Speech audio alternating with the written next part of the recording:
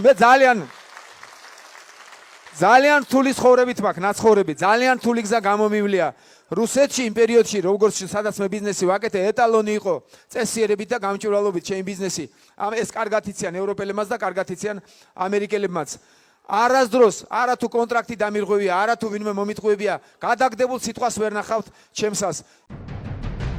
ამ ვიდეოს ჩაწერისას ბიძინა ივანიშვილი ალბათ ვერც წარმოიდგენდა, რომ როდესმე ვინმე მისი გარემოცვიდან გაბედავდა და მოყვებოდა იმას, რასაც დღეს ამ ეთერში ისმენთ. კავშირები რუსულ FSB-სთან, სატელეფონო საუბრები და მითითებები პუტინის მარჯვენა ხელისგან. ივანიშვილის უახლოესი გარემოცვის წევრის მტკიცებით, არც საქართველოში დაბრუნების შემდეგ შეწყვეტილა. მაშინ მილიარდერს მიხეილ სააკაშვილიც კი დაურწმუნებია, რომ რუსეთს გამოექცა და მილიარდებიც პუტინის თანხმობის გარეშე მალულად წამოიღო. მიშან საკმაოდ გვიან მიხვდა ეგ. ვერც მანო ვერ ხდებოდა, მიუხედავად იმისა, რომ ამხელა ქსელია აწეს და ამხელა ეს ჩვენი ქვეყანა რაღაც დონეზე განვითარებული იყო და ამერიკელებისგანაც შეელოთ ინფორმაციები მიიღოთ. რატომღაც ეს იყო ფულის, უფასო ფულის ყულაბა, იმისთვის ეს 10 და 15, 20, 25 მილიონი, როცა ამხელა გათვლილები გაქვს რა და უკან რუსეთის სახელმწიფო გიდგას, ეგ ფული არის, ეხლა პუტინს როგორ აქვს გაკეთებული, ხო ხედავთ? ფული მაგრამ პუტინს არ აქვს. ყველანი ფულები არის, ნეგარი ებრაული სისტემა, დაარიგე ფული, აი გაშალე, 100 კაცზე გაშალე და უთხარი, ეს ფული აბრუნეთ, ფული იშოვეთ, იცხოვრეთ კარგად, მაგრამ იცოდეთ, რომ ძირი ფული ყოველთვის არის პუტინის. არასდროს ეს დაასანქცირეთ მეორეს, მე-7-ს, მე-20-ს, 70 მაინც დარჩება.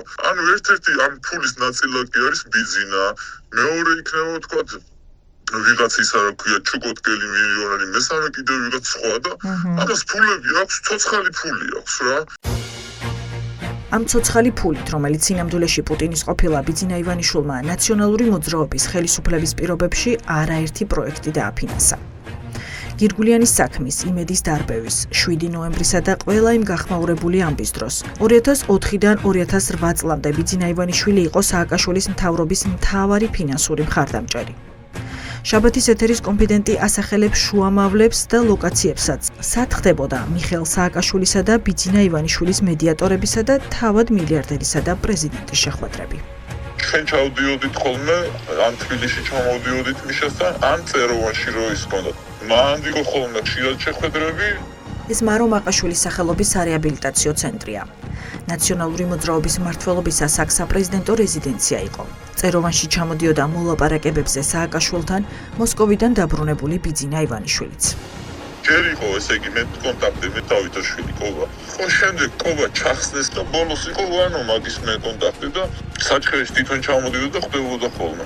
როგორც ჩანს, ვანო მერაბიშვილის საჩხერეში ვიზიტები საკმარისი არ იყო და სააკაშვილთან პირადი კომუნიკაციისთვის ბიძინა ივანიშვილს ხშირად სჭირდებოდა სივრცე, სადაც ისეთ საკითხებს განიხილავდა, რომლისთვისაც მერაბიშვილის მედიაცია საკმარისი ან სანდო არ იყო.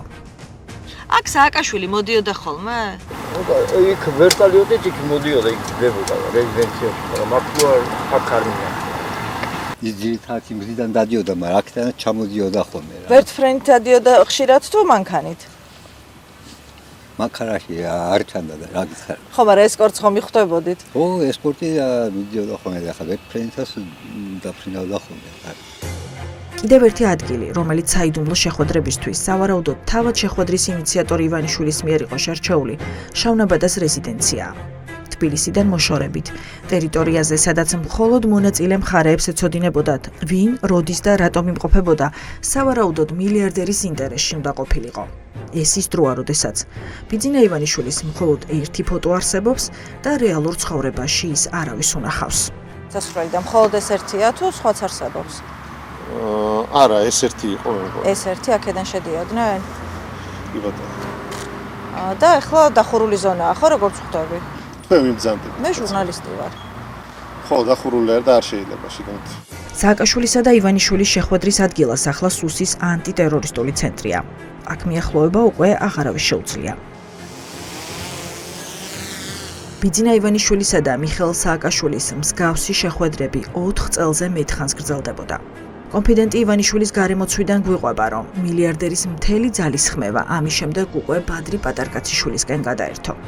შაბათის ეთერის რესპონდენტი, რომელიც ივანიშვილთან დიდ დროს ატარებდა, ამბობს, რომ პატარკაციშვილიც რუსული პროექტის ნაწილი იყო და მისი ჩამოშორება მხოლოდ ბიძინა ივანიშვილის ინტერესში შედიოდა.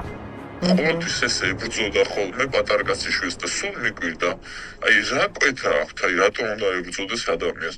ანუ პატარკაციშვილი იყო ნომერი პირველი, რაც შევხედე, ეგ იყო გამოგზავნილი, რომ მაგი უნდა გამختارიყო აქ საქართველოში ძირითადი ოპოზიციის დაფინანსებელიც და ლიდერიც. ანუ ეგრეც მიდიოდა საქმე, რომ ეგ გახდებოდა პირველი ნომერი. ყველაფერი გააკეთა, როგორ პატარკაციშვილი მოეშორებინათ. ეხლა მე ეს ადამიანი თვითონ დაიღუპა თუ რა მოხდა ეგ მე არ ვიცი და ეს დავამტკიცებ, მაგრამ ფაქტია რომ ეს გახდა პირველი ნომერი რუსეთისთვის. ავტომატურად უკვე გადავიდა გეგმა ბ-ზე და უკვე ნელ-ნელა ესეც ასპარეზზე გამოჩნდა იმის შემდეგ. უშუალოდ გეგმა ეგ არის.